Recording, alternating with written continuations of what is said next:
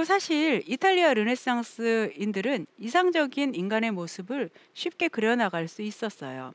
왜냐하면 그들에게는 고대로부터 전해지는 아름다운 조각상들이 주변에 있었기 때문입니다.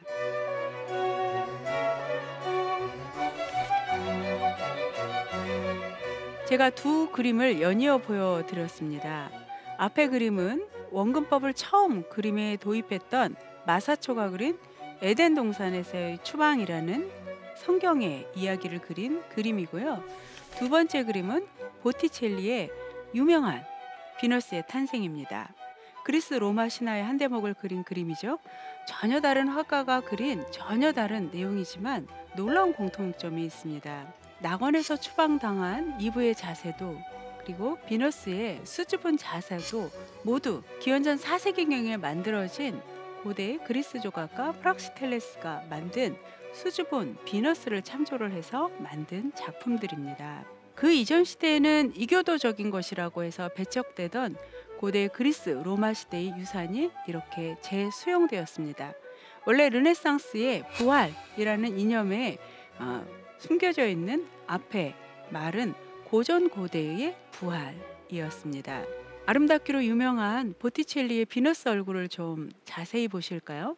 현대인들이 사랑하는 V라인이 얼굴에 선명하게 보입니다. 그러나 실제 우리 얼굴에는 턱과 목 사이에 이렇게 공간이 존재하죠.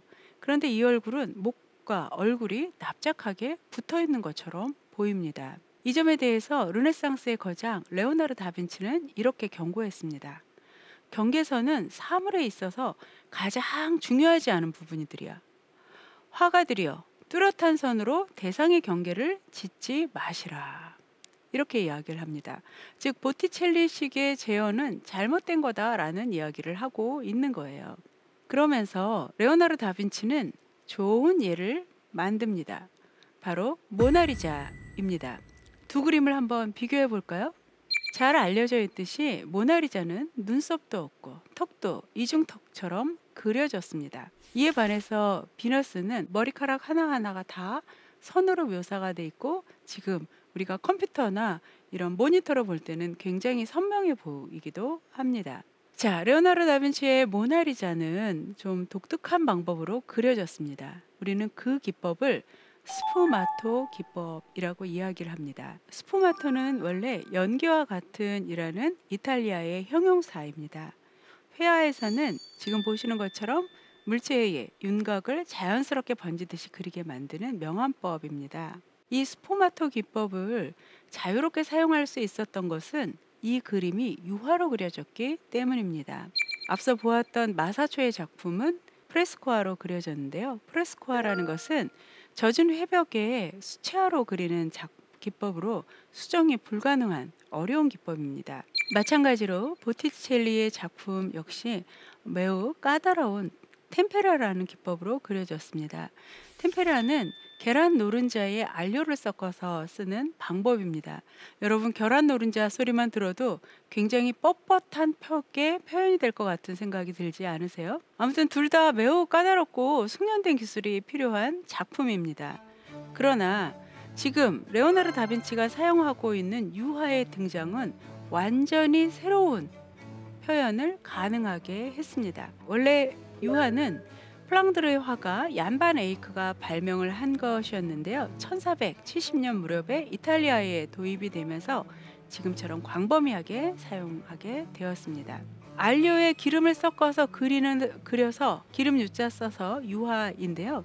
이것은 재료의 혁명이자 표현법에 있어서의 혁명입니다. 우리가 미술사를 쭉 공부를 해보면 새로운 재료가 채택되고 그것이 펴져 나가는 데는 새로운 표현법을 갈망하고 있기 때문입니다.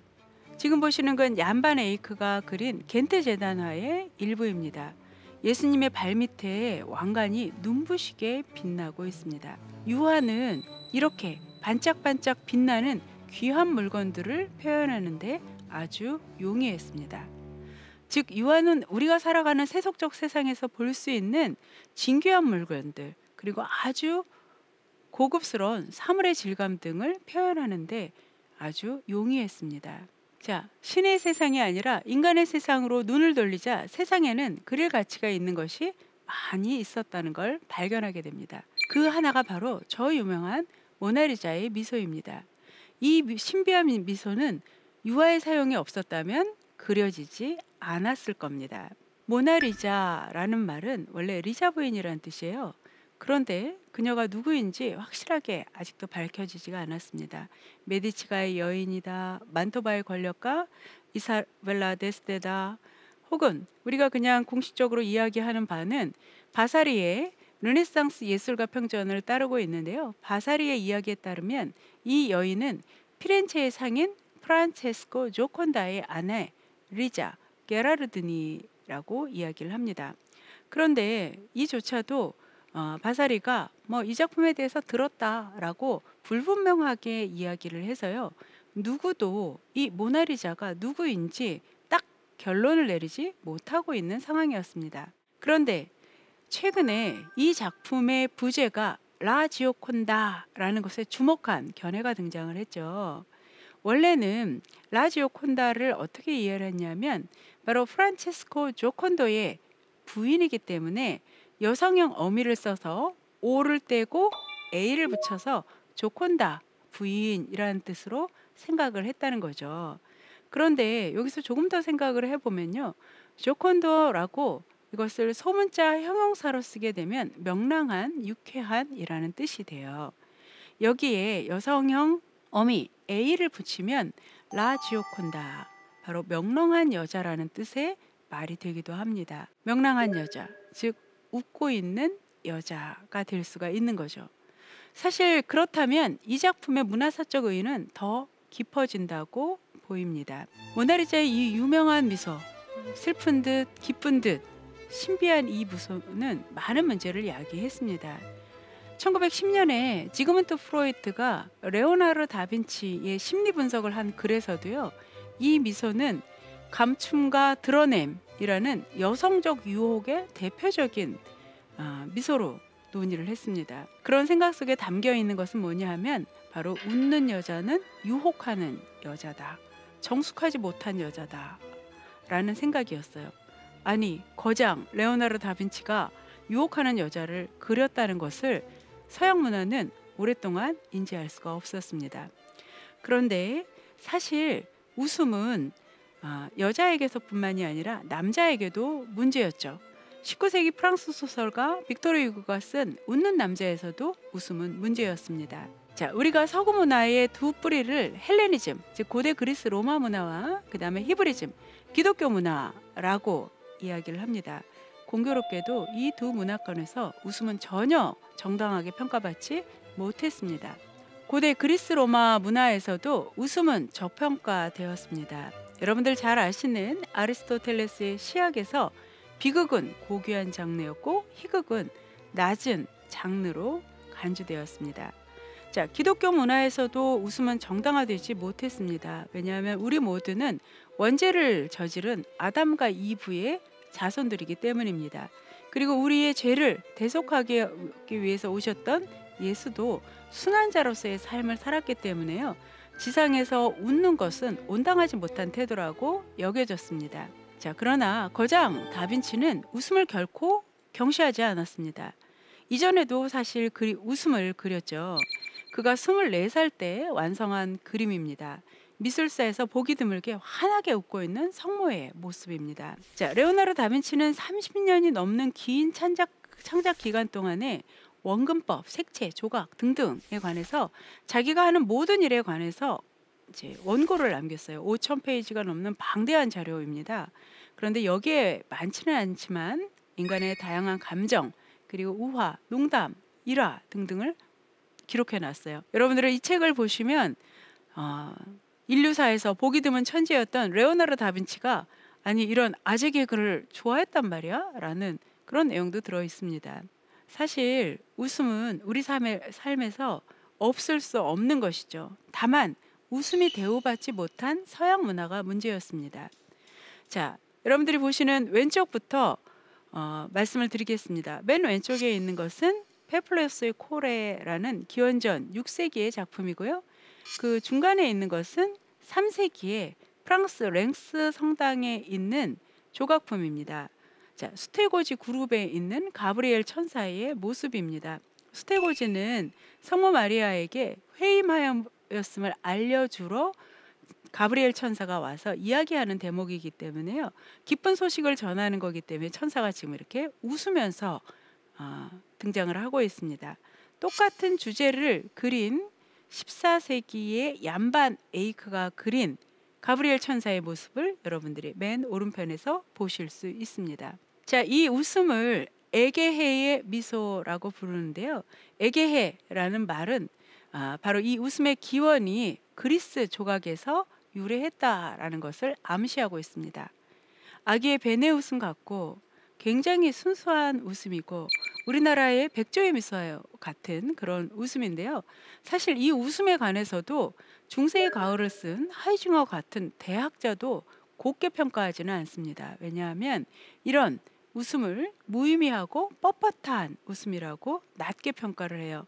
그 이유는 뭐냐면 하이징어가 생각하는 근대는 철학적인 성찰과 금욕주의에서 시작을 한다고 보기 때문입니다. 이렇게 저렇게 해서 웃음은 참으로 자리 잡을 곳이 없어 보입니다. 자, 그러나 바사리는 이 모나리자의 미소를 인간적인 것을 넘어 성스럽게까지 보이는 미소라고 옹호했습니다. 아주 감미로운 미소를 짓는 여자가 바로 모나리자입니다. 어쩌면 모나리자는 다빈치가 구현하고 싶었던 이상적인 인간의 표현일 수도 있습니다. 왜냐하면 그녀의 얼굴은 완벽한 황금 비례에 맞춰서 그려졌기 때문입니다. 이상적인 인간이 웃고 있다는 것은 중요한 문화적인 태도 변화를 유발하죠. 웃음은 인간의 중요한 조건이 아닐까요? 이 작품은 라파엘이 그린 발데사르 카스틸리오네의 초상화입니다. 남자 모나리자다라는 평가를 받는 작품이기도 하죠. 그는 궁정인이란 책을 썼습니다. 자, 르네상스의 대표적인 저서는 마키아벨리의 군주론인데요. 군주론은 바로 군주의 룰을 다뤘다면 이 카스틸리오네의 궁정인은 권력자 주변에 있는 조신들, 궁정인들의 룰을 다룬 겁니다. 자, 거칠고 권력을 가진 권력자들이 잘못된 판단을 내리기 이전에 궁정인들은 조언을 해야 됩니다. 이렇게 일을 할 수 있는 궁정인들은 여러 조건을 갖춰야 되는데요. 신체적으로 강건해야 되고 외모도 준수해야 되고 또 문화예술 전반에 대한 학식을 갖추고 또 충고를 기분 좋게 할 수 있는 세련된 대화술을 갖춰야 됩니다. 이런 걸 다 갖춰야 되는데요. 그 핵심이 바로 내적인 우아함이에요. 그러면 사람은 어떻게 우아해질 수 있는가라는 부분에서 바로 중용의 태도에서 이 우아함이 나온다라고 주장을 합니다. 외모에는 황금 비례, 즉 골든 라치오가 적용이 되는 거고요. 내면에는 바로 중용이 영어로 골든 민입니다. 황금 비례 같은 감정적 균형을 잡는 것입니다. 외모와 내면에서 모든 부분에서 황금 비례가 요구되던 시절이죠. 카스틸리오네의 초상화는 일종의 우아한 궁정인의 표본이 되고 있어요. 그는 신중하고 호의적인 미소로 우리를 바라보고 있습니다. 이런 태도는 후에 궁정 매너 그리고 이제는 이 미소는 우리가 사람을 대하는 가장 좋은 기본적인 태도가 되는 겁니다.